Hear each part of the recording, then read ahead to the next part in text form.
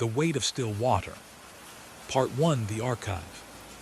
You first see the name Alina Varga on a Tuesday afternoon in late October, when the light through the archive windows has turned the color of old honey. The file is slim, thinner than most, and it sits in a box marked 1987-1989, unresolved. You're not looking for it specifically. You're looking for anything, really. The college hired you 3 months ago to organize 50 years of local newspaper morgue files, and you've been working your way backward through time, 1 decade at a time. The archive room is on the 3rd floor of the public library, a space most people forget exists. It smells like dust and the particular mustiness of paper that's been kept too long in a place without quite enough ventilation. There's a single table, a rolling cart, and metal shelves that run the length of 2 walls. The librarian who showed you the room on your first day, a woman named Phyllis, probably in her 60s, with reading glasses on a beaded chain, told you that almost nobody comes up here anymore. Everything's digital now, she said, not unkindly. But someone should know what's in these boxes before we decide what to scan. You didn't tell her that you like the quiet, that you prefer the company of old paper to the fluorescent brightness of modern offices, that you've always been better with the dead than the living. The file on Alina Varga contains 12 items. You lay them out on the table in the order you find them. 3 newspaper clippings, a photocopy of a missing person report, 2 black and white photographs, a handwritten letter on notebook paper, a page from what appears to be a high school yearbook, a transcript of a police interview, a map with certain locations circled in faded red ink, a receipt from a hardware store, and a single index card with a phone number written in pencil. You start with the newspaper clippings because that's the habit you've developed. The first is from the Millbrook County Register, dated September 15, 1988. The headline reads, "Local woman reported missing." The article is brief, only 4 paragraphs, and tells you the following. Alina Varga, 23, was reported missing by her roommate on September 13 after not returning home from work. She was last seen leaving the Bluebird Diner on Route 41, where she worked as a waitress at approximately 10:15 p.m. on September 11. Her car, a 1982 Honda Civic Blue, was found the next morning in the parking lot of the Riverside Rest Area, 12 miles north of town. The keys were in the ignition. Her purse was in the passenger seat. There were no signs of struggle. The second clipping is from 2 weeks later. The headline, "Search continues for missing waitress." This one includes a photograph, a school portrait, you think, though the reproduction is grainy. A young woman with dark hair pulled back from her face, a slight smile, eyes that look directly at the camera with an expression you can't quite name. Not fear, not sadness. Something more like resignation, maybe, or simple patience.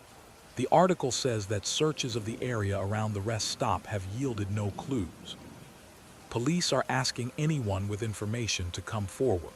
Family and friends describe Alina as quiet, reliable, and unlikely to leave without telling anyone.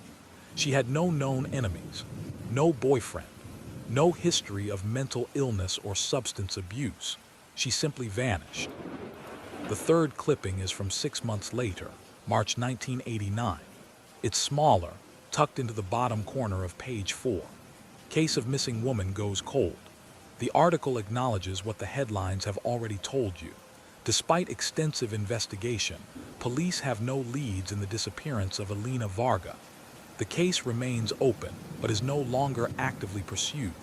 Anyone with information should contact the Millbrook County Sheriff's Department.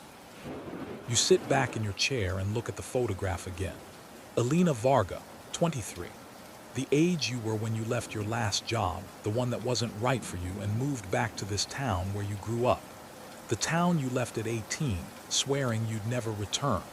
But here you are, 10 years later, cataloging the ghosts. Outside, the afternoon light is fading. You should probably stop for the day. Phillies will be locking up in an hour.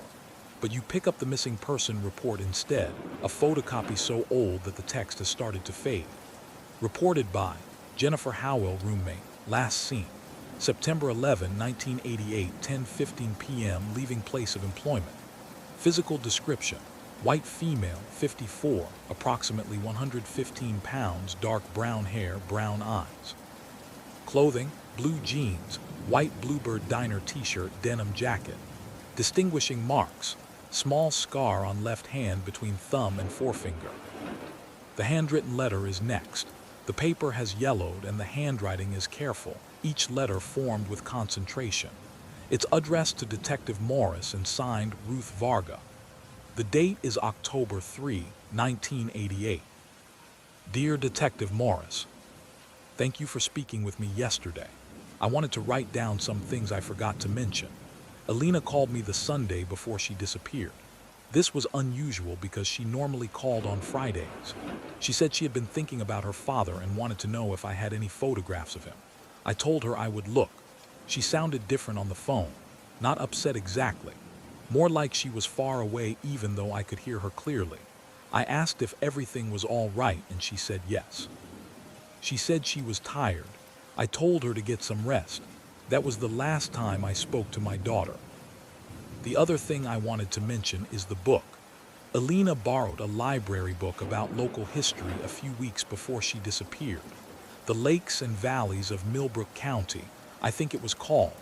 I found it in her room when I was packing her things. I returned it to the library. I don't know if this matters, but you said to tell you everything.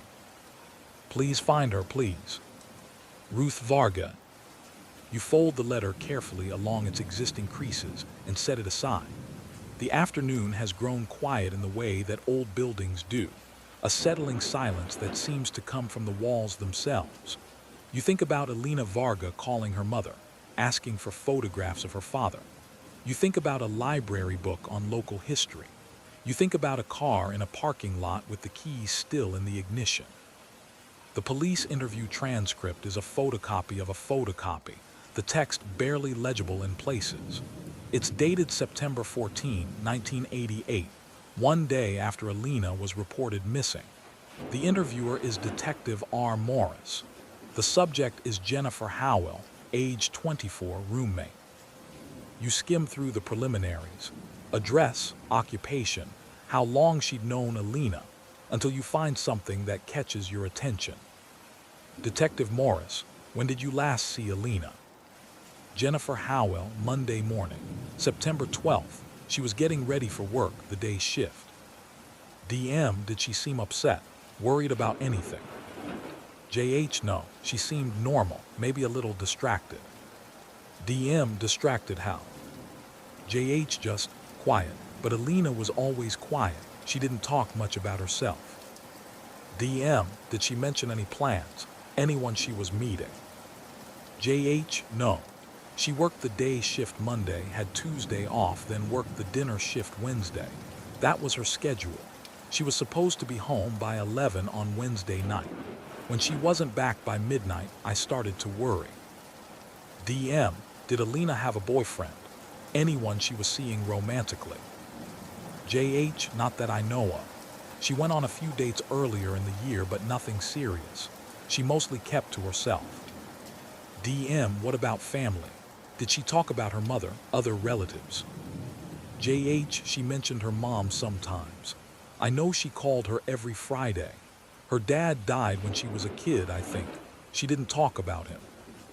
DM, did Alina ever seem depressed? Did she ever mention wanting to hurt herself or leave? JH, no, never. Alina wasn't like that. She was steady, reliable. She showed up. She paid her rent on time. She wasn't the type to just disappear. The interview continues for several more pages, but Jennifer Howell doesn't have much else to offer. Alina worked. She came home. She read books. She called her mother on Fridays. She had no enemies that Jennifer knew of. No debts. No secrets. She was, by all accounts, unremarkable in every way except for the fact that she had vanished. You look at the map next. It's a photocopy of what appears to be a county road map from the 1980s. Someone, presumably the police, has marked 3 locations with red circles. The first is labeled Bluebird Diner. The second is Riverside Rest Area. The third circle is in the middle of what appears to be empty space, near a body of water marked Mirror Lake. There's a small notation next to this third circle, handwritten. Possible connection. The hardware store receipt is dated September 10, 1988, the day before Alina disappeared. The items listed are one flashlight Eveready, one package of batteries size D, 4-pack, one coil of rope, 50 FT. The total is $23.47. The receipt is from Morrison's Hardware on Main Street. There's no name on it, no way to know for certain that Alina made this purchase, but someone thought it was significant enough to include in the file. The yearbook page shows a younger Alina Varga, perhaps 17 or 18, her hair longer than in the other photograph. She's listed under the senior class of 1983 Millbrook Regional High School. Her activities are listed as Library Club Honor Roll, no sports teams, no drama club, no student council. Underneath her photo, where other students have quotes or song lyrics or jokes, there's a single line, "Still waters run deep." The second photograph is different from the first. It's a Polaroid, faded and slightly out of focus. It shows Alina standing next to what looks like the edge of a lake. She's wearing jeans and a sweater, her hair loose around her shoulders. She's not looking at the camera. Instead, she's looking out at the water, her expression unreadable. On the back, written in pencil, Mirror Lake, August 1988. The final item is the index card with the phone number. Nothing else. Just 7 digits in pencil, the handwriting different from anything else in the file. The number is local. You can tell from the exchange. You hold the card up to the light, looking for any other markings, but there's nothing. Just the number, and the faint ghost of erased writing underneath that you can't quite make out. You sit with the contents of the file spread before you. 12 items. 12 fragments of a life that ended or changed or simply stopped on a Wednesday night in September 1988. You're not a detective. You're not even a journalist anymore. You gave that up after the incident you don't like to think about, the story that went wrong in ways you're still not ready to name. You're just someone organizing old files in a library archive. This isn't your job. This isn't your business. But you take your phone out anyway and photograph each item, one by one. The click of the camera shutter loud in the quiet room. Part 2, the diner. The Bluebird Diner is still there, though the sign has been repainted and the parking lot repaved. You drive past it twice before you turn around and pull in. It's a Saturday morning, and the place is moderately busy with the breakfast crowd. You sit at the counter because that's what you would have done before in your previous life, when you were the kind of person who talked to strangers and asked questions for a living. The waitress who brings you coffee is in her 50s. Her name tag says Donna. You order scrambled eggs and toast, and when she brings them, you ask the question you've been rehearsing since you left the house. Did you ever know someone who worked here, named Alina Varga? Donna's hand freezes for just a moment as she sets down the plate. Then she resumes her motion, careful and controlled. "That's a name I haven't heard in a long time," she says. "You family?" "No," you say. "I'm working on a project at the library, going through old files. I came across her case." Donna nods slowly. "I remember her. I was working here when she disappeared. We all were interviewed by the police. Hell of a thing." "What was she like?" Donna leans against the counter, considering. The diner noise continues around you, the clatter of plates, the murmur of conversation, the hiss of the grill. "Quiet," she says finally. "Real quiet, but good at the job, you know. Never late, never called in sick. She had this way of remembering what people ordered, even regulars who only came in once a month. Never wrote it down, just remembered." "Did she have friends here? Anyone she was close to?" "Not really. We all liked her well enough, but she kept to herself. Ate her lunch alone in the back, reading whatever book she'd brought. She was polite, that's what I remember most. Very polite, very careful." You take a sip of coffee. "The night she disappeared, were you working?" "No, thank God, it was Marcy and Tom. Marcy's passed now, cancer, but Tom's still around. He's retired, lives over on Sycamore Street." Donna pauses, then adds, "He took it hard, what happened. Or what didn't happen, I guess, never knowing." "Did the police have any theories?" Donna shakes her head. If they did, they never shared them with us. The detective Morris, his name was, he came around a few times asking questions. Wanted to know if Alina had seemed upset, if anyone had been bothering her, if she'd mentioned going anywhere. But there was nothing. She'd worked her shift, closed up with Tom at 10 and left. That was it. Her car was found at the rest stop, you say? Yeah, 12 miles up Route 41. I drove past there 1,000 times after that, always looking, you know. Like maybe I'd see something the police missed. But there was never anything. Just the highway and the trees and the rest stop where people don't even stop much anymore. A customer signals for more coffee and Donna straightens up. If you're really interested, she says, you should talk to Tom. He was the last person to see her, far as anyone knows. You thank her and finish your eggs. Before you leave, you ask one more question. Did she ever talk about Mirror Lake? Donna's expression shifts, something flickering across her face that might be recognition. Mirror Lake, she repeats. You know, I don't remember her mentioning it. But there was this one time, maybe a month before she disappeared. I was closing and I found a postcard she'd left behind. One of those old scenic postcards, you know. It had a picture of Mirror Lake on it. I put it in the lost and found, but she never came back for it. Do you remember what it said? The postcard. It wasn't addressed to anyone, just had something written on the back. Some depths can't be measured, that's all. I remember thinking it was an odd thing to write on a postcard. Outside, the November sky is overcast, the color of old pewter. You sit in your car and write down everything Donna told you in the small notebook you've started carrying. Then you look up Tom's address on your phone. Sycamore Street is only 10 minutes away. Part 3, The Last Witness. Tom Richards answers the door in a cardigan and slippers. He's in his 70s, you guess, with white hair and a face weathered by more than just age. When you explain who you are and why you're there, he doesn't seem surprised. I wondered if someone would come around eventually, he says. Come in, I'll make tea. His house is small and tidy, the home of someone who lives alone and has made peace with it. There are books on every surface, mysteries mostly, and a tabby cat that watches you from the back of the sofa with amber eyes. Tom moves slowly but surely through the kitchen, filling a kettle, setting out cups. You sit at the kitchen table and wait. Alina Varga, he says when he finally sits down across from you. I think about her every September. Every time the 11th comes around, I think 36 years, 37, 38, however many it's been. He pauses. This year makes 37 if I'm counting right. Donna at the diner said you were the last person to see her. That we know of, yeah.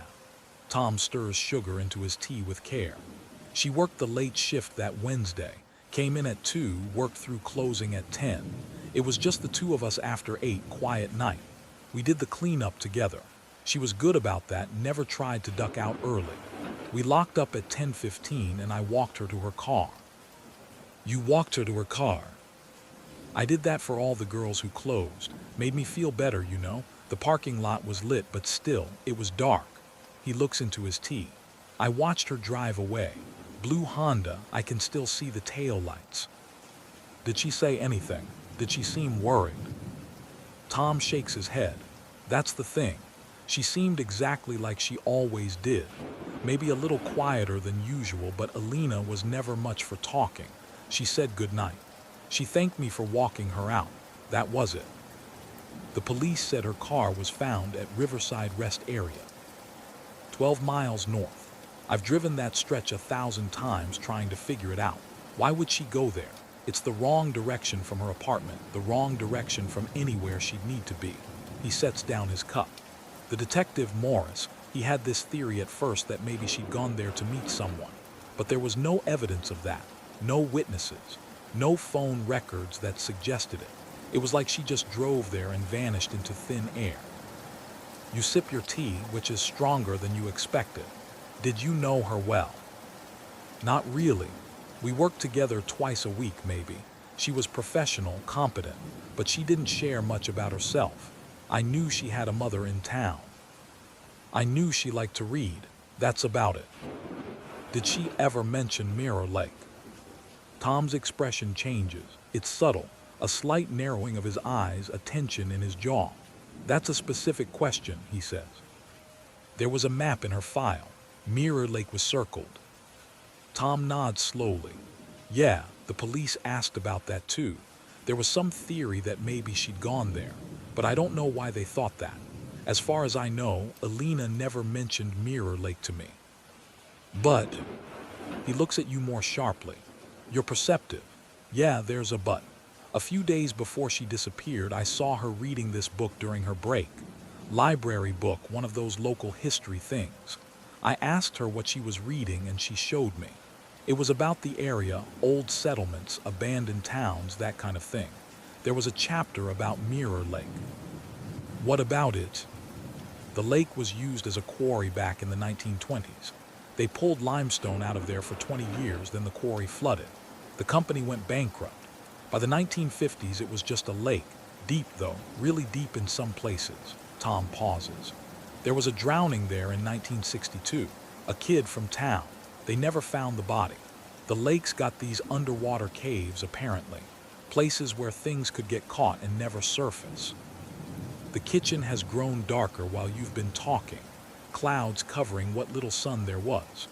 Tom gets up and turns on the overhead light, and the sudden brightness makes you blink. Did Alina seem interested in that?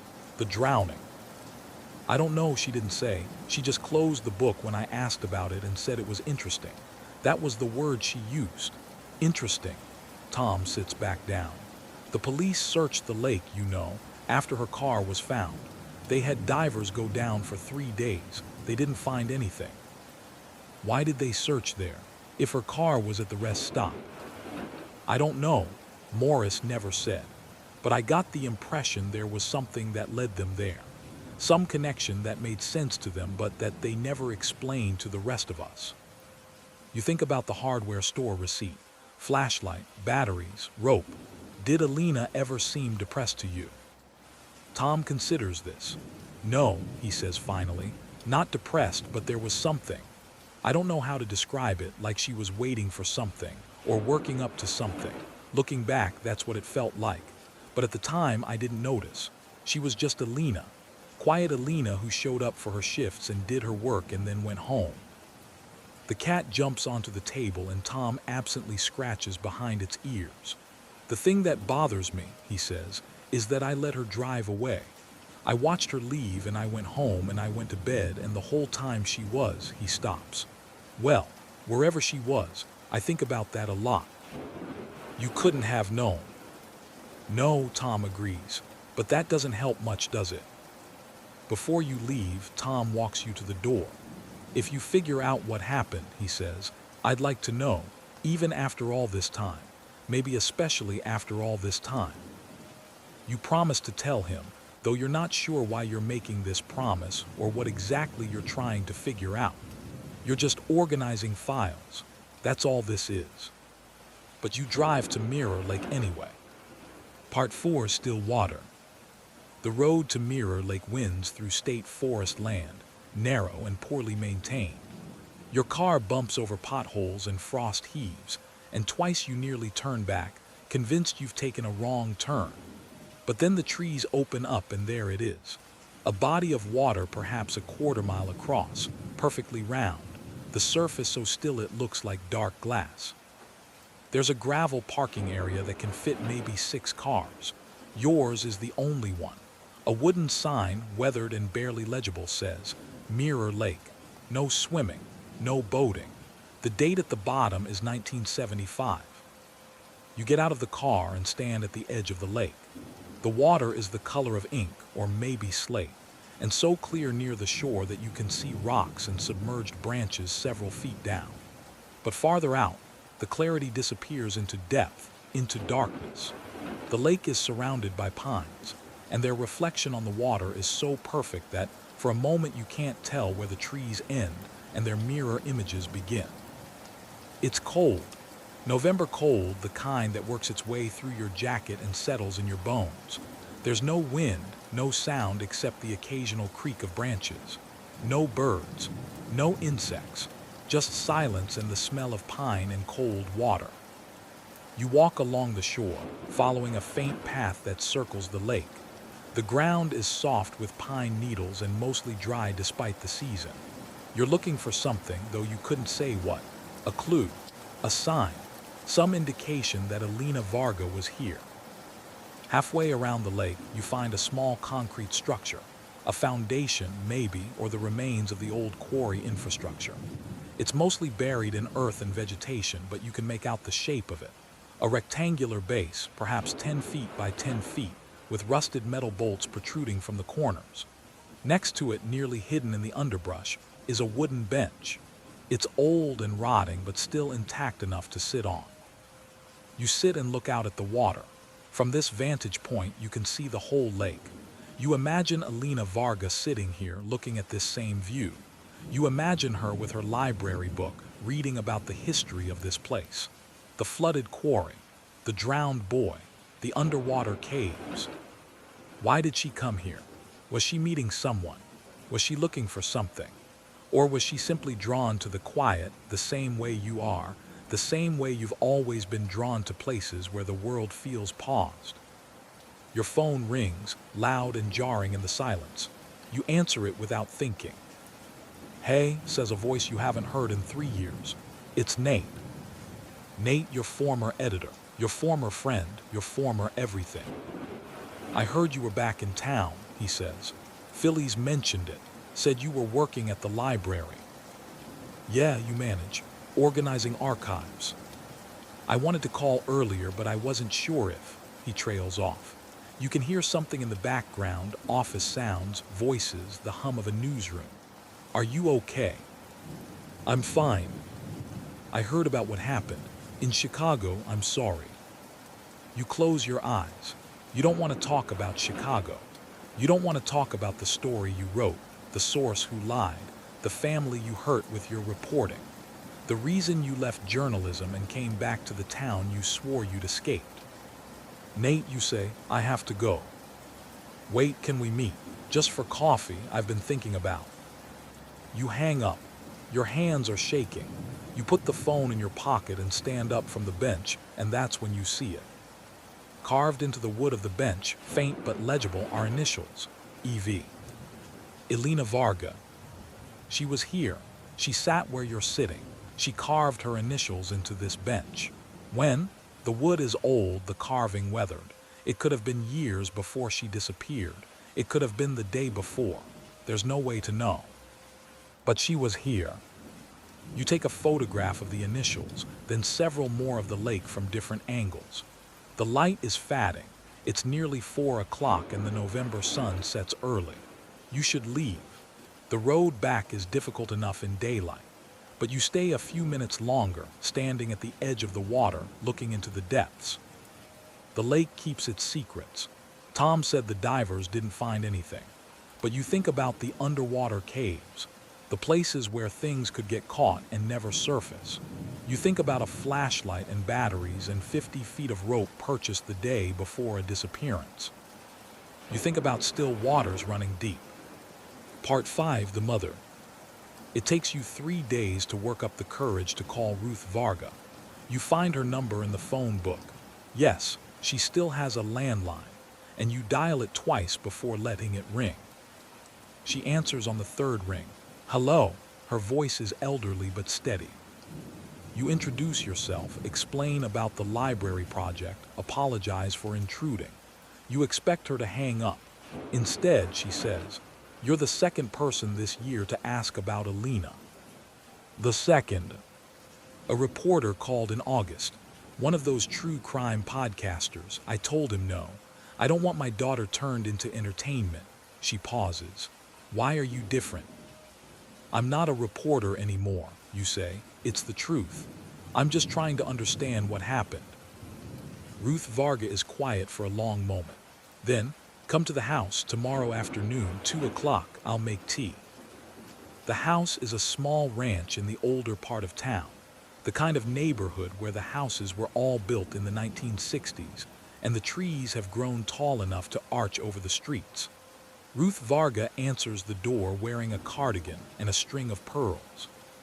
She's probably in her 80s now, slim and straight-backed, her white hair cut short. The living room is neat and dated, the furniture from another era. But what catches your attention are the photographs. They're everywhere, on the mantle, on the side tables, on the walls. Most are of Alina at various ages: a toddler, a child, a teenager, a young woman.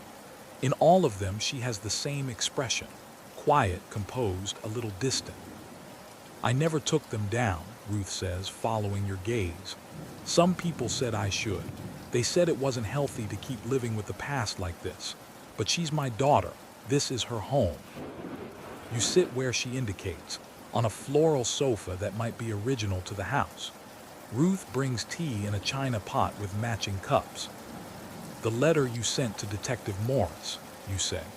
You mentioned that Alina called asking for photographs of her father. Ruth nods. My husband died when Alina was 6. Heart attack. Very sudden. For years after, Alina didn't ask about him. She seemed to accept that he was gone. But then, out of nowhere, she wanted to see pictures. I thought maybe she was feeling nostalgic. Or maybe she'd met someone and it made her think about family. Had she met someone? Not that she told me, but Alina was private. She didn't share everything. What about the library book? The one about local history? Ruth sets down her teacup carefully. The lakes and valleys of Millbrook County. Yes, I found it in her room after. I didn't think to mention it to the police at first. It was only later, when I was trying to remember everything about those last few weeks, that I realized it might be important. Did you ever look at it, the book? I paged through it before I returned it to the library. There was a chapter on Mirror Lake that she'd marked up, underlined passages, notes in the margins. Your pulse quickens. Do you remember what the note said? Not exactly. It was more than 30 years ago, but I remember thinking they seemed almost like research notes, dates, references to other sources. She'd written ask about records in one place, and cemetery in another. Records, cemetery. Do you know what she meant? Ruth shakes her head. I assumed she was just interested in local history. Alina always liked learning about places. She used to spend hours at the library when she was young, reading about other towns, other countries. Anywhere but here, she pauses. I think she found this town limiting. But she never left.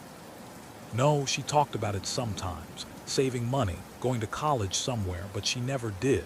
She worked at the diner. She lived with her roommate. She called me every Friday. Ruth's voice wavers slightly. And then she didn't. You wait while she composes herself. Outside, the afternoon is gray and still. The police thought she might have run away, Ruth says finally. Morris never said it directly, but I could tell.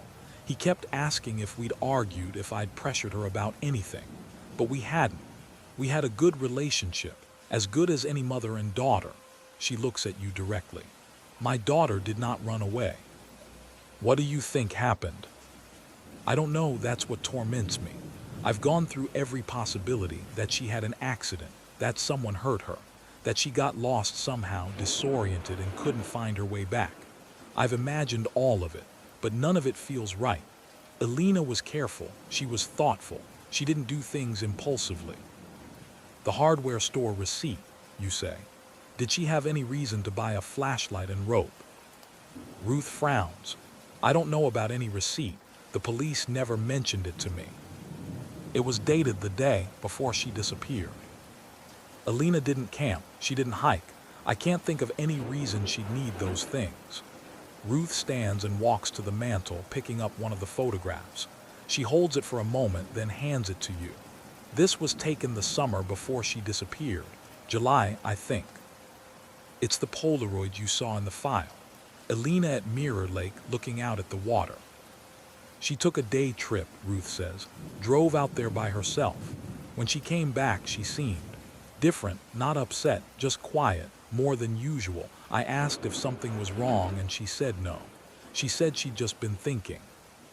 About what? She wouldn't say, but she kept the photograph. I found it in her room after she disappeared, tucked into that library book. Ruth sits back down. You've been to Mirror Lake. It's not a question. You nod anyway. The police searched there, Ruth says. Did you know that? Someone mentioned it. They searched for 3 days, divers, the whole operation. Morris told me they were following up on a lead, but he wouldn't tell me what it was. They didn't find anything, or if they did, they never told me. She looks at you with sudden intensity. Do you think she's there, in the lake? You don't know how to answer that. I don't know, you say finally. Ruth nods as if she expected nothing more. That's honest, at least. Most people lie. They tell me she must have run away, started a new life somewhere. They say they're sure she's fine. But you don't know, and neither do I, and neither does anyone else. Before you leave, Ruth gives you something. A photograph of Alina that you haven't seen before. It's a candid shot, probably taken at home. Alina is sitting at a table, writing something, her head bent in concentration. She looks young, younger than 23. She looks like someone who might have her whole life ahead of her.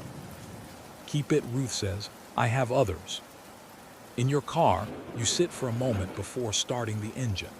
You look at the photograph. You think about the library book with its underlined passages and margin notes. You think about initials carved into a bench.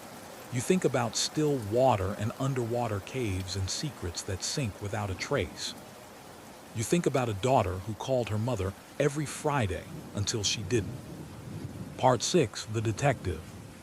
It takes some searching, but you find out that Detective Robert Morris is still alive. He's 91 and lives in a nursing home in the next county over. When you call, the receptionist tells you he doesn't get many visitors. You're welcome to come by.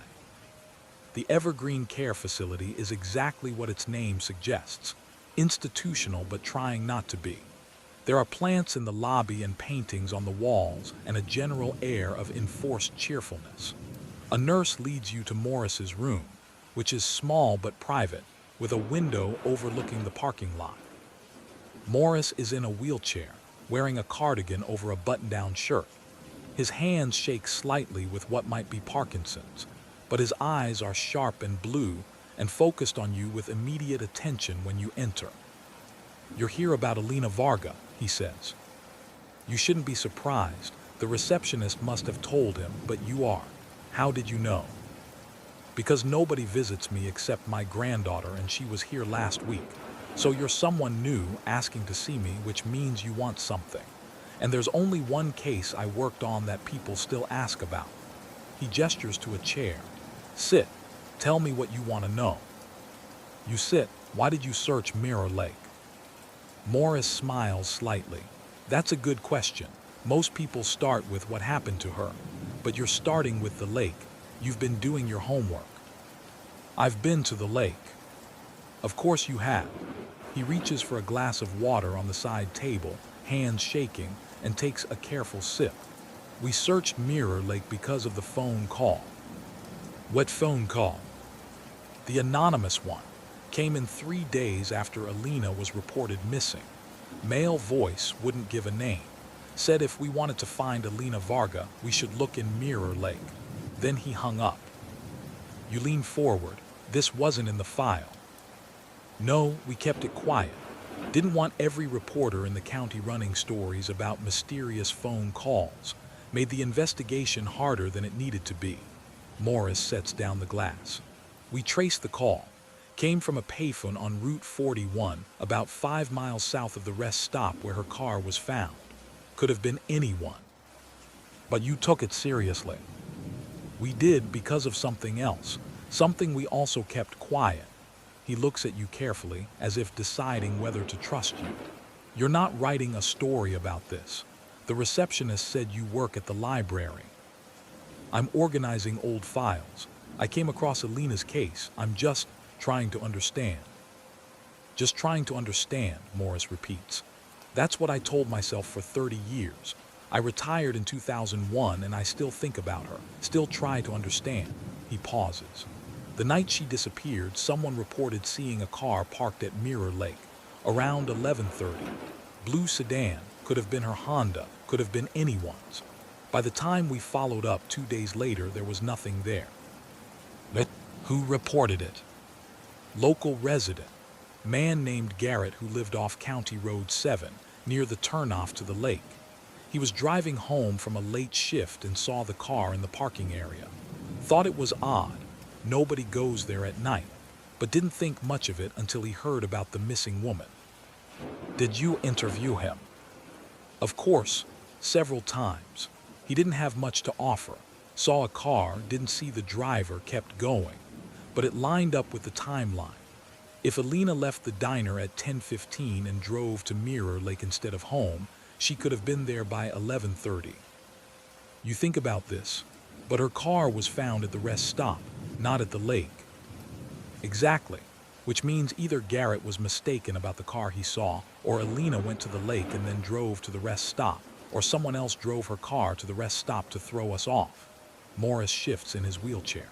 We could never make sense of it. The divers searched for 3 days.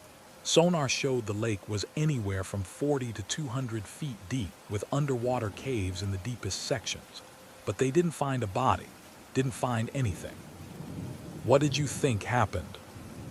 Morris is quiet for a long moment, looking out the window.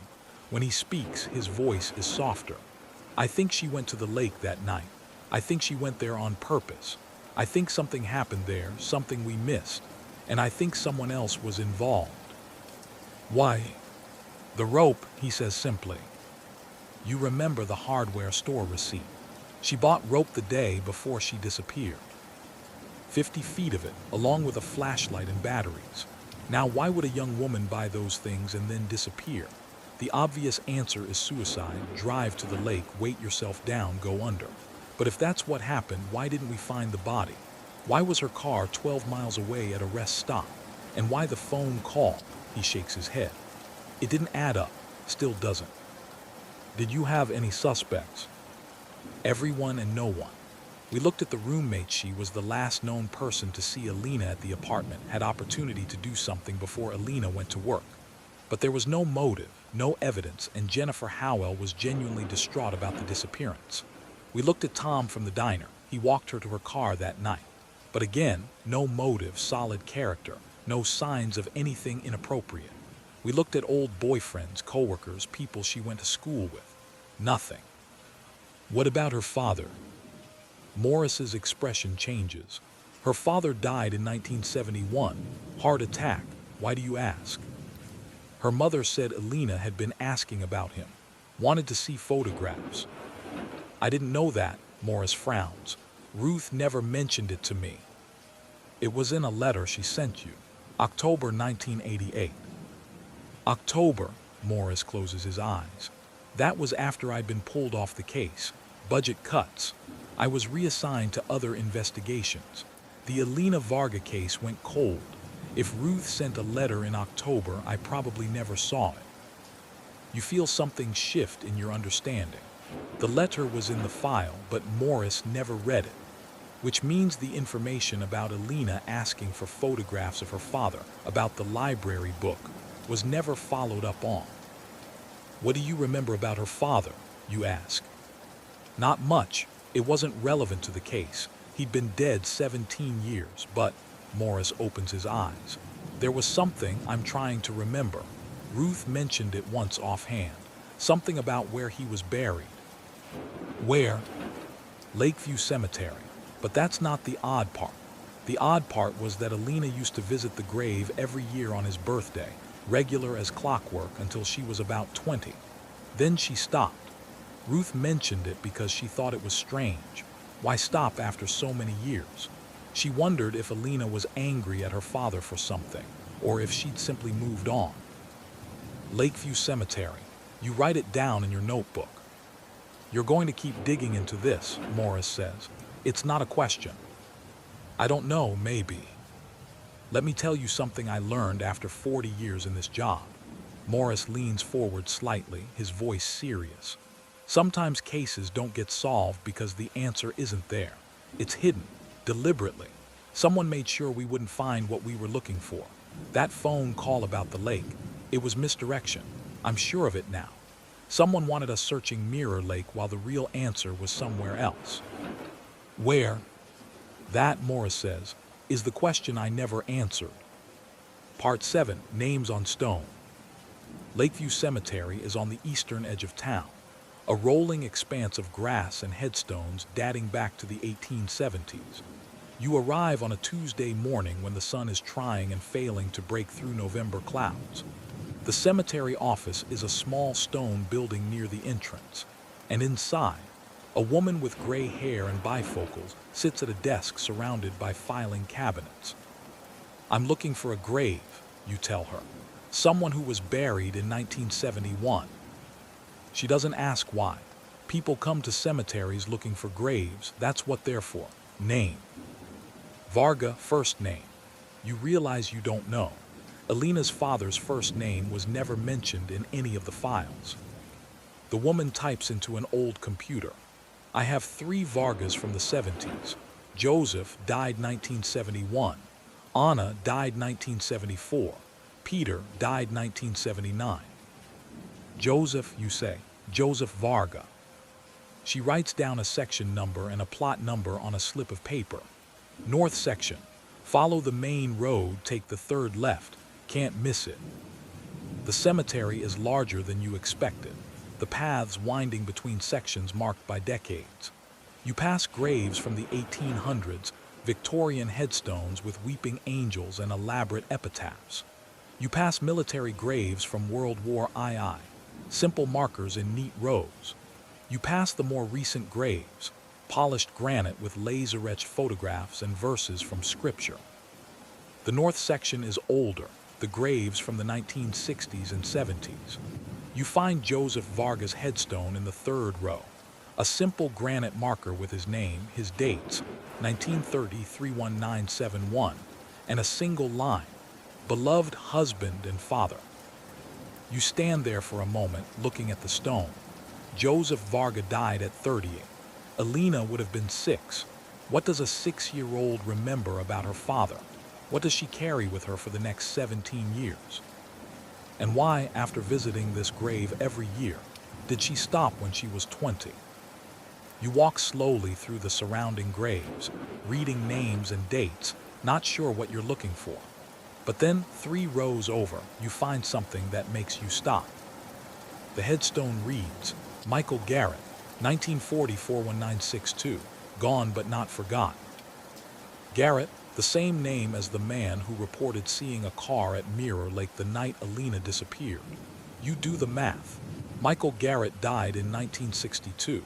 He was 18, and Tom at the diner had mentioned a drowning at Mirror Lake in 1962. A kid from town. They never found the body. You take out your phone and photograph both headstones. Then you walk back to the office. The woman looks up when you enter. "Find what you were looking for?" "Yes, and I have a question. Michael Garrett. He's buried in the north section. I'm trying to find out more about him." She types again. "Michael Garrett, yes, died August 1962, age 18. She pauses. "There's a note in the file. Accidental drowning, body not recovered." Not recovered. It happens sometimes. Water deaths. If the body's not found, the family can still hold a service, still have a grave. It's a memorial, a place to visit. Is there any other information about the circumstances? The woman clicks through a few screens. "No, just the note.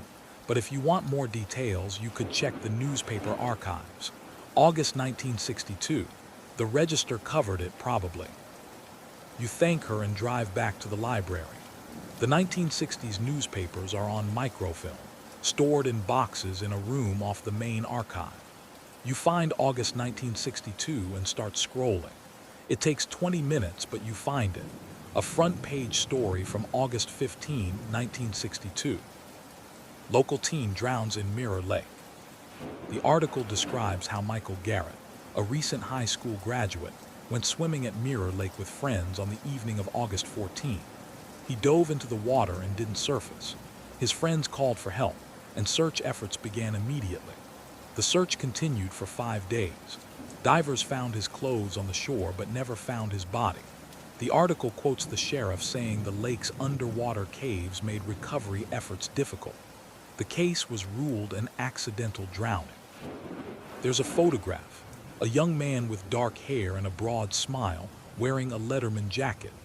The caption identifies him as Michael Garrett, senior class president. You scroll forward looking for follow-up articles. There's one from August 20 describing the memorial service. There's another from August 27.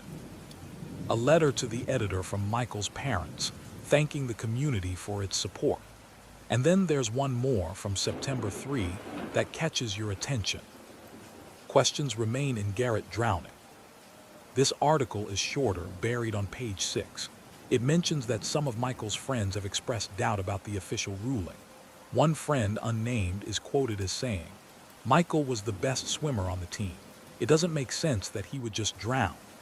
Another friend mentions that Michael had seemed troubled in the weeks before his death, though they wouldn't elaborate. The sheriff responds that while the circumstances were tragic, there was no evidence of foul play. The case was closed. You sit back in your chair. 2 deaths connected to Mirror Lake, 26 years apart. One body never found. Another person who simply vanished. And a man named Garrett who reported seeing a car at the lake the night Alina Varga disappeared. It could be coincidence. Garrett is a common enough name, but you don't think it's a coincidence.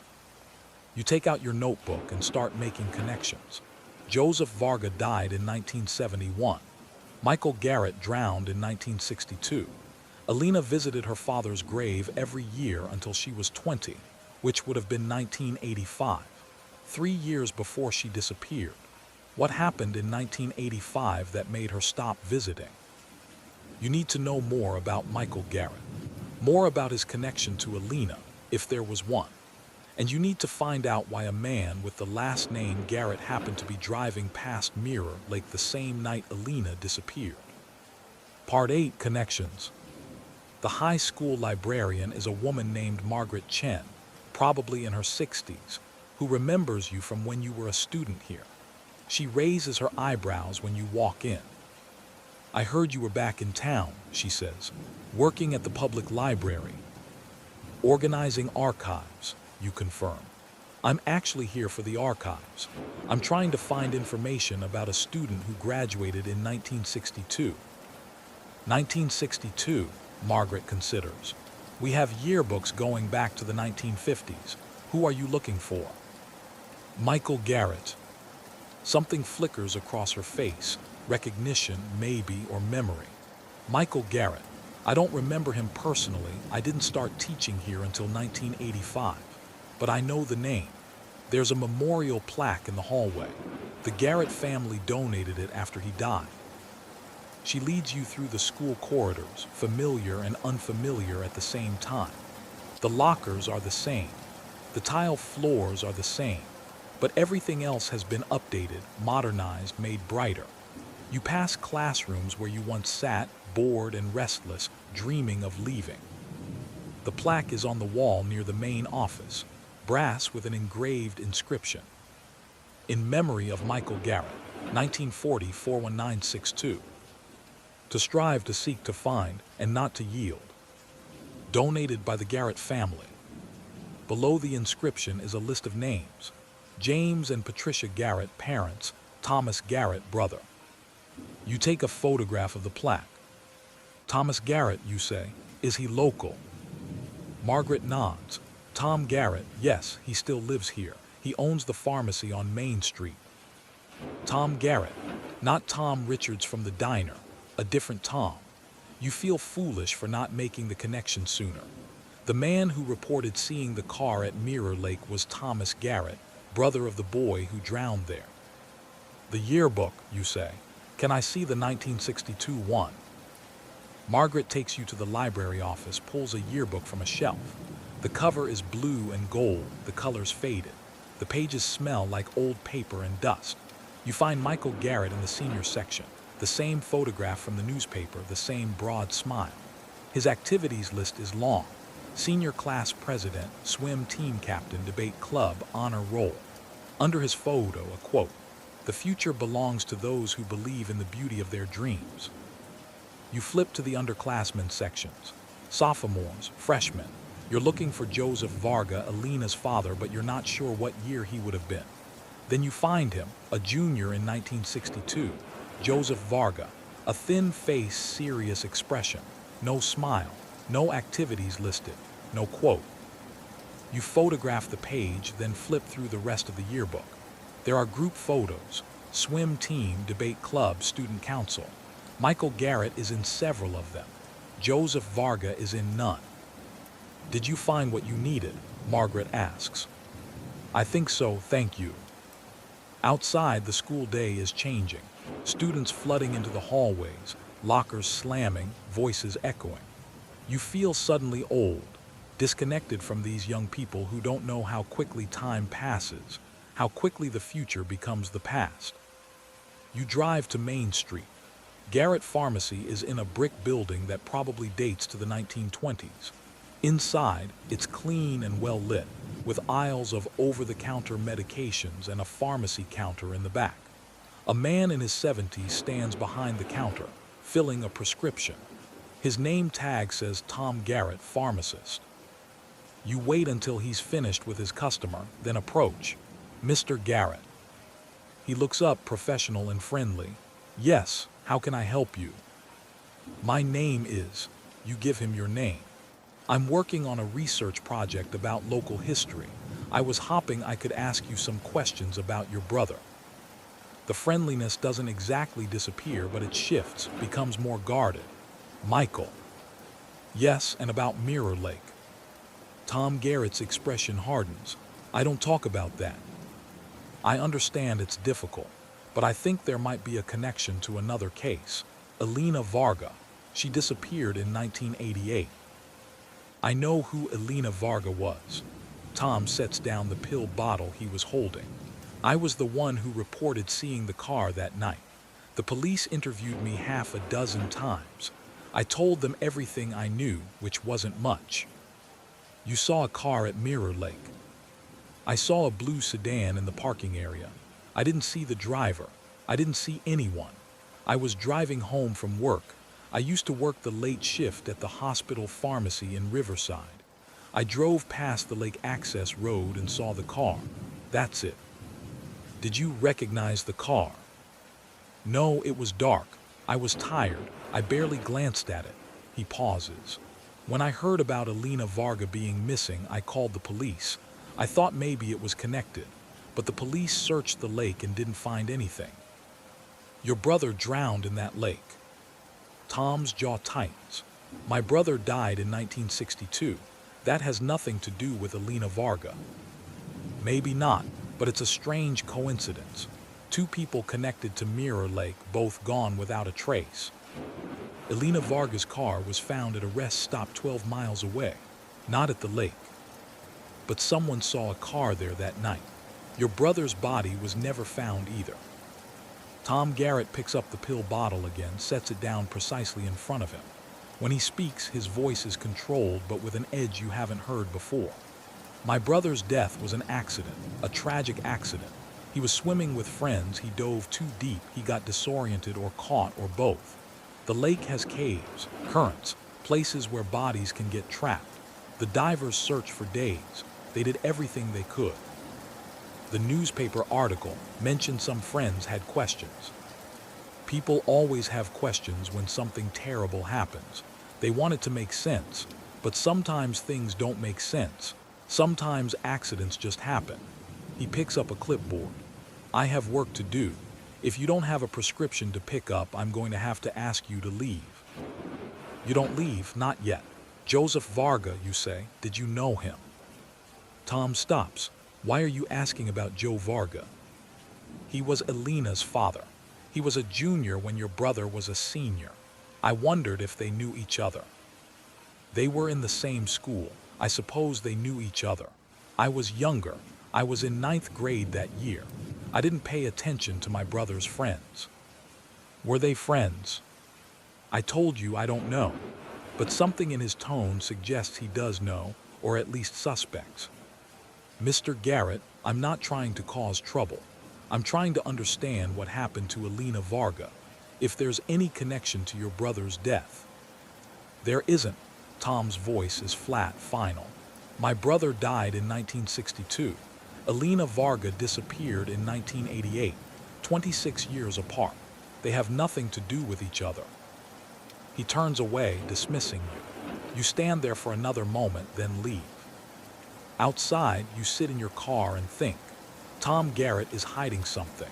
Maybe not something criminal, maybe just something painful. But he knows more than he's saying about the connection between his brother and Joseph Varga. You need to find out what it is. Part 9, the school. The next person you track down is harder to find. One of Michael Garrett's friends from 1962. The newspaper article didn't name the friend who questioned the drowning ruling. But the yearbook had several photos of Michael with the same group of boys. You start with the swim team photo and identify 3 names besides Michael: Robert Henley, David Oster, James Park.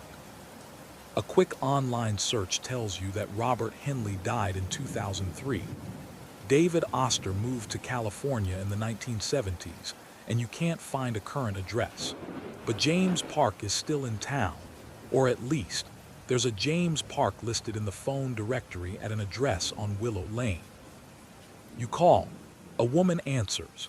You explain that you're researching local history and would like to speak with James Park about his time at Millbrook Regional High School in the 1960s.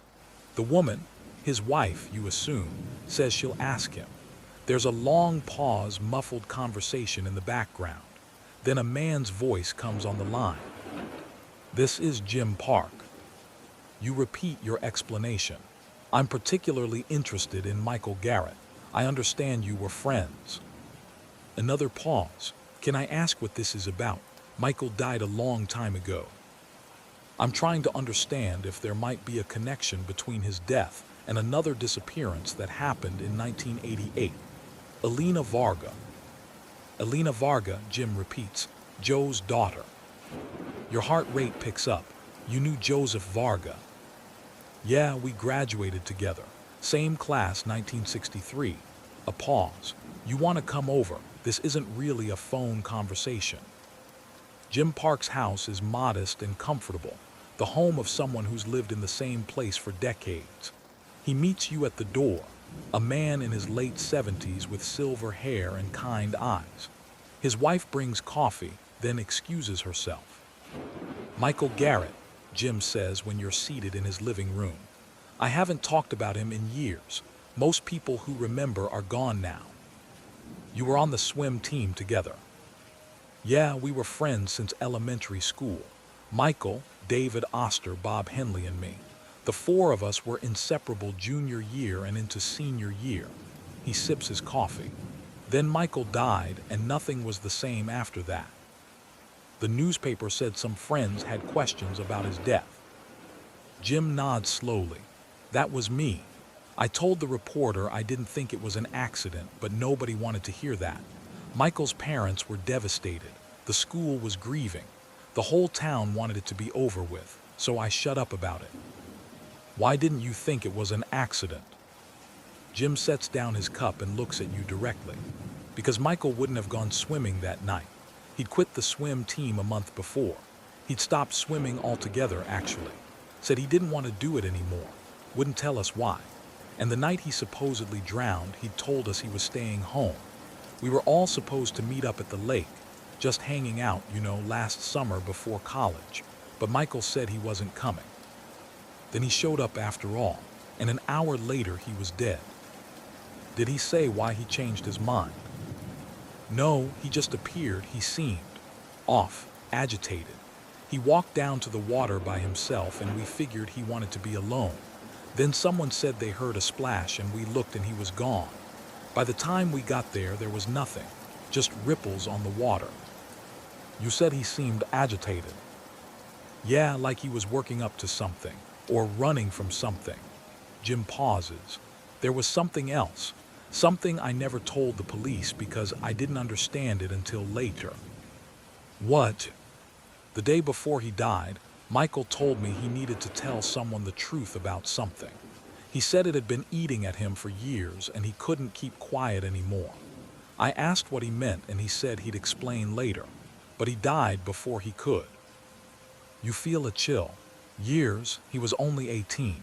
What could he have kept quiet about for years? That's what I've wondered for 63 years, Jim says. At the time, I thought maybe he meant something from childhood. A stupid thing we did, broke someone's window or shoplifted or something. Kid stuff. But looking back, he shakes his head. I don't know. You mentioned Joseph Varga earlier. Were he and Michael friends? Jim's expression changes, becomes more careful. They knew each other. I don't know if I'd say friends. But there was some connection. There was an incident, Jim says finally. Junior year, spring of 1962, a few months before Michael died. There was a girl, Sarah Campbell. She was a sophomore, pretty girl, popular. Michael was interested in her, kept asking her out. She kept saying no. Then one day the rumor went around that Michael had pushed too hard, forced the issue. He assaulted her. That was the rumor. Sarah never made an official complaint. Her parents never went to the police, but the story spread. Michael denied it, said it was a misunderstanding. But after that, people treated him differently. He lost the senior class presidency, stepped down voluntarily, stopped going to parties, stopped swimming. He became kind of an outcast. What does this have to do with Joseph Varga? Joe was the one who started the rumor, Jim says. He was friends with Sarah. He's the one who told people what Michael had done. Whether it was true or not, I don't know. But Joe Varga is the reason Michael's senior year got ruined, and Michael resented him for it. You absorbed this. Did they ever confront each other? Once, I was there. It was maybe 3 weeks before Michael died. They ran into each other at the library. Michael told Joe he was going to tell everyone the truth, that Joe had lied, that nothing had happened with Sarah. Joe just looked at him and said, "Go ahead. Nobody will believe you." And he was right. Nobody would have. What happened to Sarah Campbell? She graduated in 1964, moved away for college. I heard she got married, had kids, lives out west somewhere. I don't think she ever came back to Millbrook. You think about this. A boy accused of assault, rightly or wrongly. A girl who left town. A witness who threatened to tell the truth. And then the boy drowned in a lake, his body never found. Do you think Joseph Varga had something to do with Michael's death? You ask. Jim is quiet for a long time. I've asked myself that question for over 60 years, he says finally. I want to say no. Joe was a decent guy. Quiet, serious. Not the type to hurt anyone. But Michael died and Joe graduated and lived his life and never talked about what happened as far as I know. And now you're telling me his daughter disappeared at the same lake where Michael died. That doesn't feel like a coincidence. Did you ever say any of this to the police when Alina disappeared? No, I didn't make the connection until years later. And by then, what was there to say? It was all speculation, old grudges, ancient history. He looks at you. Do you think Joe Varga killed Michael? I don't know, you say honestly. But I think Alina found out something. I think she was researching what happened at Mirror Lake. And I think that's why she disappeared. Jim nods slowly. If that's true, he says, then someone didn't want her finding whatever she was looking for. Part 10, The Truth Beneath. You drive back to Mirror Lake. It's late afternoon, the light already starting to fade. You park in the gravel lot and walk the path around the lake, stopping at the bench where you found Alina's initials. You sit and you think. Here's what you know. Michael Garrett died at Mirror Lake in 1962, his body never found. He had been accused of assaulting a girl. Joseph Varga spread the accusation. Michael said he was going to tell the truth. Then Michael drowned. Joseph Varga graduated in 1963, married Ruth, had a daughter. He died of a heart attack in 1971 when Alina was 6. Alina visited her father's grave every year until 1985, when she was 20. Then she stopped. In 1988, Alina borrowed a library book about Mirror Lake. She bought a flashlight, batteries, and rope. She went to work on a Wednesday night, left at 10:15, and was never seen again. Her car was found at a rest stop. A witness saw a blue sedan at Mirror Lake around 11:30 that night. An anonymous caller told police to search the lake. They did, but found nothing. The witness was Thomas Garrett, Michael's younger brother. The pattern is there, you can see it, but you're missing the center, the thing that connects it all. You take out your phone and call Ruth Varga. She answers on the second ring. "It's me," you say. "From the library project. I have a question about your husband." "Joseph," she sounds surprised. "What about him? Did he ever talk about Michael Garrett?" There's a long silence. Then, "How do you know that name?" "I've been researching the connection between Alina's disappearance and Mirror Lake. Michael Garrett drowned there in 1962. Joseph knew him." "Yes," Ruth says quietly, "he knew him." "Ruth, did Joseph have something to do with Michael's death?" Another silence, longer this time. When she speaks, her voice is barely above a whisper. "I don't know, Joe never talked about it, but he had nightmares for years. He'd wake up in the middle of the night, shaking, saying he saw someone drowning. I'd ask him who, and he'd say he couldn't remember, but I knew he was lying." "Did Alina know about this?" "Not when she was young, but when she was 20, 1985, she was home from work and she found some old papers in the attic. Letters, a diary, things from Joe's high school years.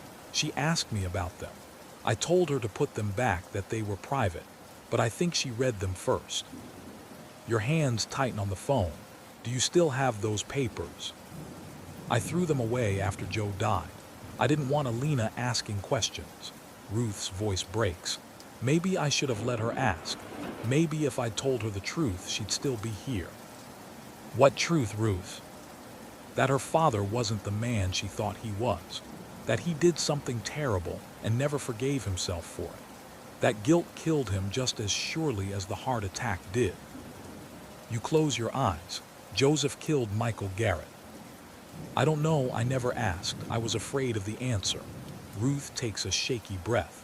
"But after Alina disappeared, I kept thinking about those nightmares Joe had, about drowning, about the lake, and I wondered if Alina had figured it out, if she went looking for proof, if someone stopped her from finding it." After you hang up, you sit on the bench for a long time, watching the water. The light is almost gone now, the lake's surface dark as ink.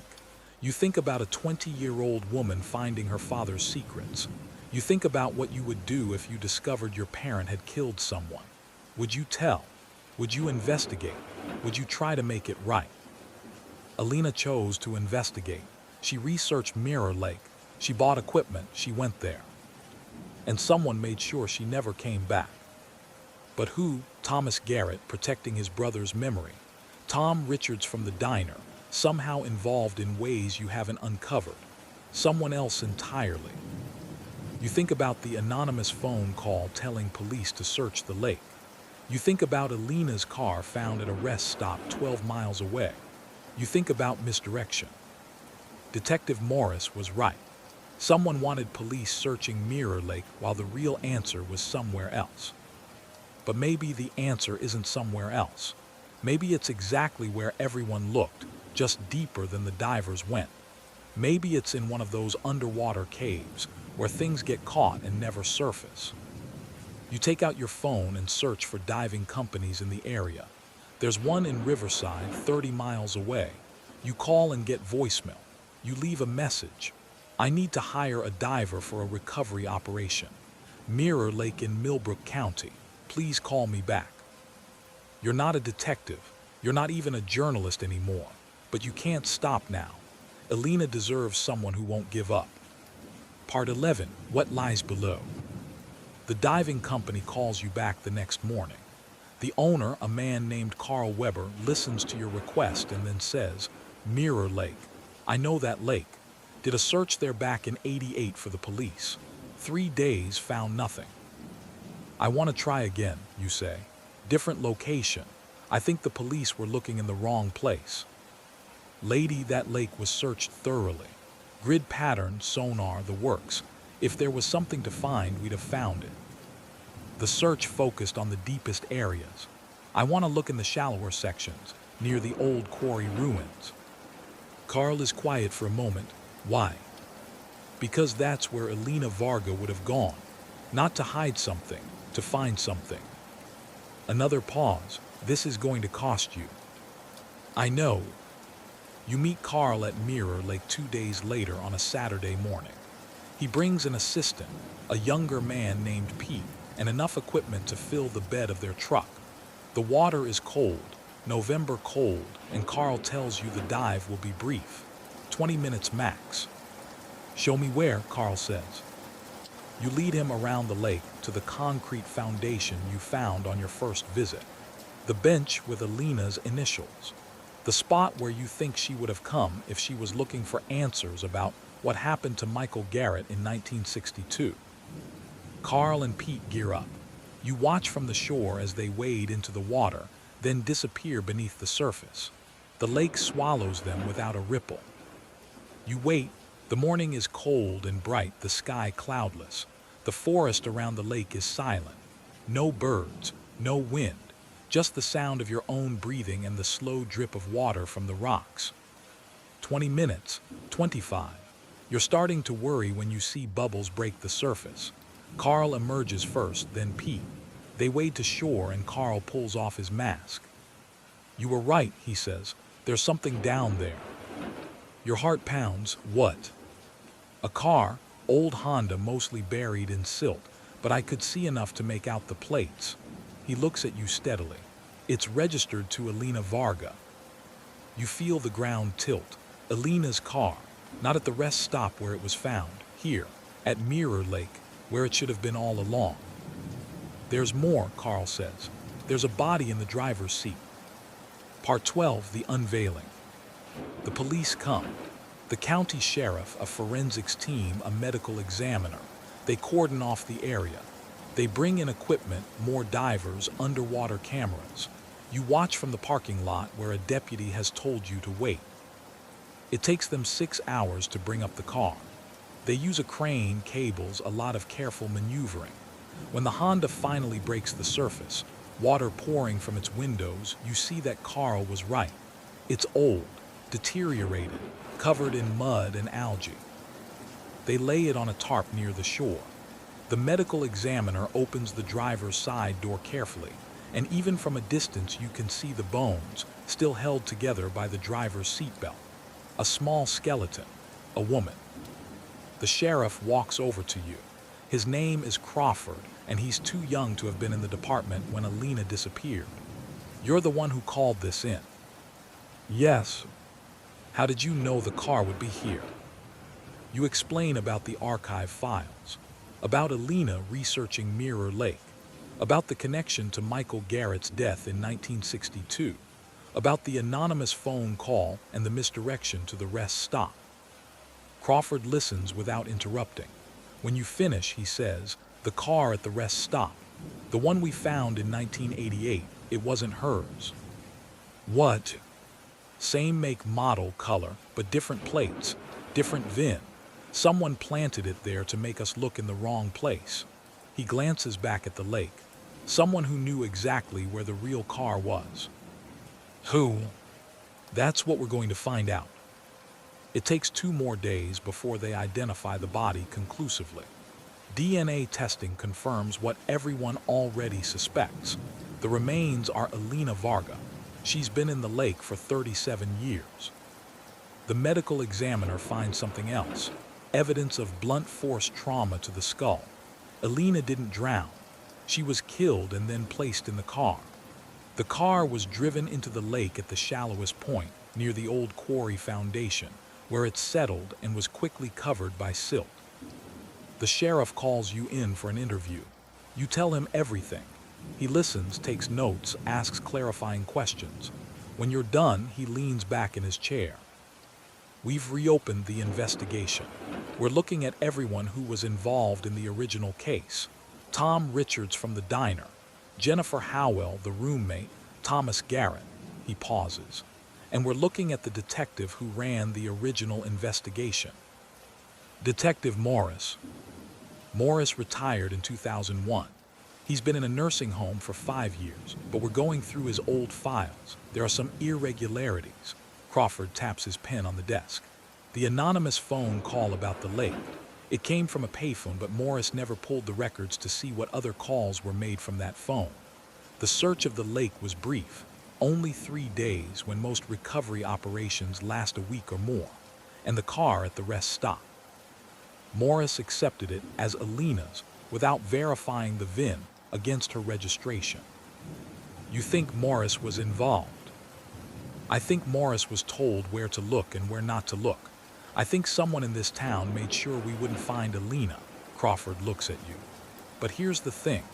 Almost everyone from 1988 is dead or elderly. If we're going to solve this, we need to move fast. Part 13, The Confession. They arrest Thomas Garrett the following week. The evidence is circumstantial but mounting. His presence near the lake the night Alina disappeared, his connection to Michael Garrett's death, inconsistencies in his statements from 1988. When confronted with the fact that Alina's real car was found at Mirror Lake, not at the rest stop as reported, Thomas Garrett asks for a lawyer. But before the lawyer arrives, he starts talking. You hear about it from Crawford, who calls you 3 days after the arrest. Thomas Garrett gave a statement. I thought you'd want to know. What did he say? He said he killed Alina Varga. He said she came to his pharmacy in September 1988, asking questions about his brother. She'd been researching Michael's death. She'd found Joseph Varga's diary. Apparently Ruth didn't throw away all the papers, and Alina had kept some.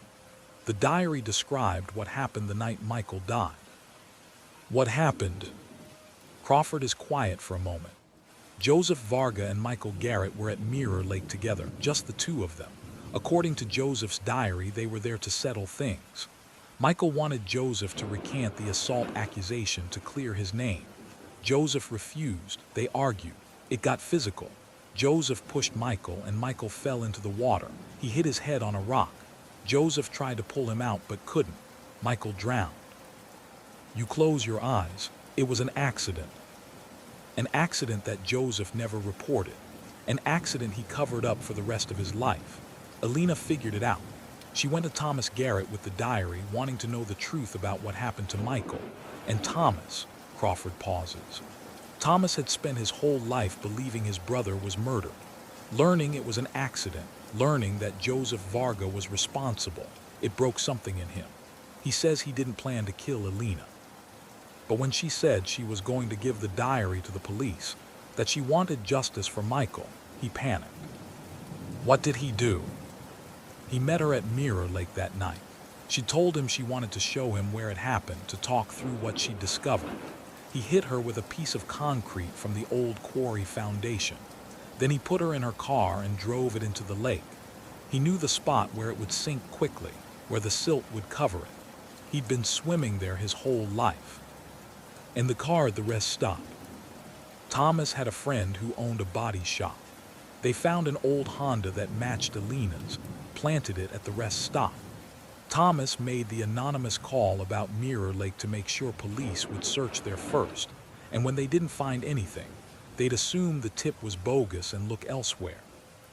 But Detective Morris was incompetent, not corrupt. He followed the most obvious leads. When the lake search turned up nothing and a car was found at the rest stop, he accepted it. He never dug deeper. You think about this, about a woman who wanted justice for a death that happened before she was born, about a man who wanted revenge for his brother, about the way grief and guilt can twist into something monstrous. What about the library book, you ask? The one Alina borrowed about Mirror Lake. Ruth said she returned it to the library. We found it. It's in evidence now. Alina had written notes in the margins, dates, names, theories. She'd figured out that Joseph Varga was connected to Michael Garrett's death. She'd found the diary. She was building a case. She was investigating her own father. Yeah, Crawford says, she was. Part 14, The Wait. The trial takes place the following spring. You attend every day, sitting in the back of the courtroom, taking notes you'll never use for anything. Thomas Garrett pleads guilty to second-degree murder. His lawyer argues that he acted in a moment of emotional distress, that he'd lived his entire life believing his brother was murdered. that discovering the truth unbalanced him temporarily. The prosecution argues that Thomas had time to plan, time to find a matching car, time to arrange the cover-up, that he made deliberate choices. The jury doesn't get to decide. Thomas Garrett accepts a plea deal, 25 years with possibility of parole. He's 77. He'll likely die in prison. On the last day of the trial, after the sentencing, you wait outside the courthouse. When Thomas Garrett is led out in handcuffs, flanked by deputies, he sees you. He stops walking, forcing the deputies to stop too. "You're the one who found her," he says. You nod. "I didn't want to kill her," he says. "I want you to know that. I just wanted her to leave it alone. Michael was my brother. I spent 60 years thinking someone murdered him. And then this girl shows up with proof that it was an accident, that Joe Varga was responsible, and she wanted to tell everyone. She wanted to put it in the newspaper. She wanted to make it public." His voice cracks. "Michael's death destroyed my family. My parents never recovered, and it was all for nothing. A stupid argument, an accident." "You took Alina's life," you say. "That wasn't an accident." Thomas Garrett nods slowly. "No, that was a choice, and I'll pay for it." The deputies start moving again, and he goes with them. At the courthouse steps, he turns back once more. "Does her mother know? Does Ruth know what happened?" "Yes," you say, "she knows." He nods and disappears into the transport van. You visit Ruth Varga one last time before you leave town. Because yes, you're leaving. The archive project is finished. Your contract is up. And you've stayed too long in this place already, chasing ghosts, digging up the past. Ruth makes tea.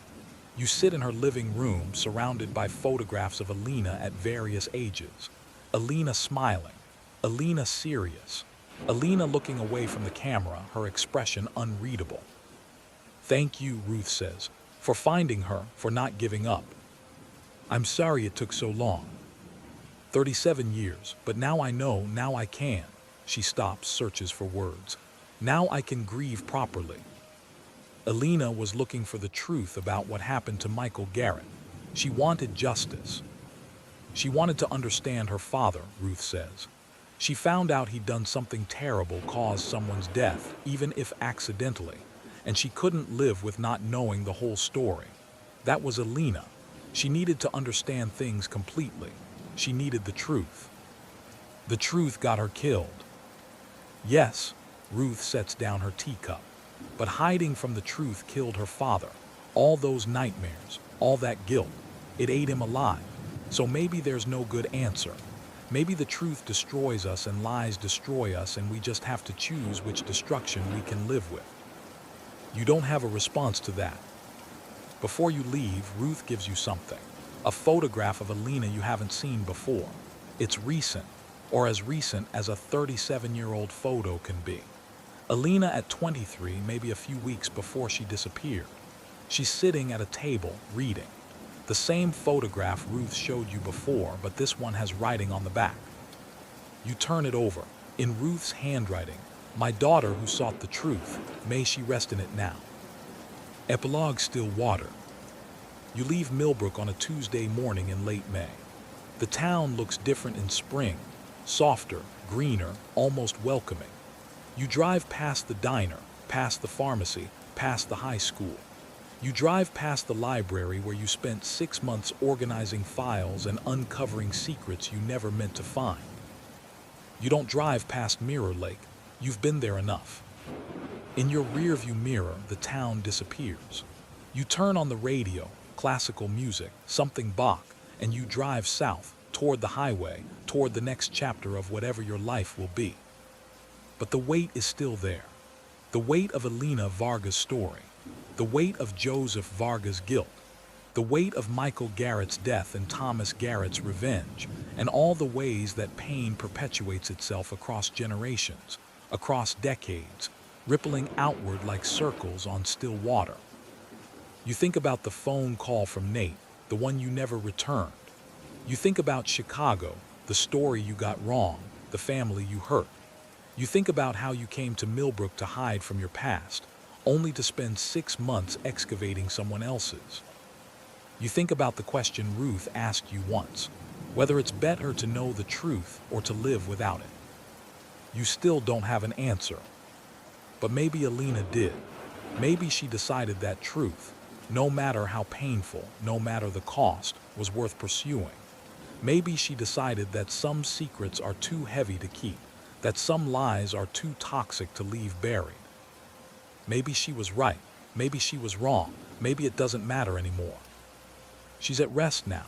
They buried her in Lakeview Cemetery next to her father. The headstone is simple: Alina Varga, 1965-1988, beloved daughter, seeker of truth. You have the photograph Ruth gave you in your bag. You'll keep it. You'll remember. You'll carry the weight of this story with you the way you carry all stories. Chicago, Millbrook, all the others you haven't written yet, all the others you've tried to forget. The highway stretches ahead. The music plays. The spring sun is warm through the windshield. You drive and you don't look back. But at night sometimes, you dream of Mirror Lake, of still water and reflected trees, of depths that can't be measured, of secrets that sink and secrets that surface, and the thin line between justice and revenge, between truth and destruction. In the dreams, you're sitting on the bench with the carved initials, looking out at the water. You're not alone. There's someone beside you, a young woman with dark hair looking out at the same view. She doesn't speak. She doesn't turn toward you. She just sits, patient and still, watching the water. You want to ask her what she's looking for. You want to ask if it was worth it, the truth, the investigation, the price she paid for knowing. But you never do. You just sit together in silence, two witnesses to the same story, carrying the weight of what you've learned. And when you wake, the question remains. If you had known what you would find at the bottom of that lake, would you have searched for it anyway? You think you know the answer. You think Alina knew it too. Some depths can't be measured, but some depths must be. End.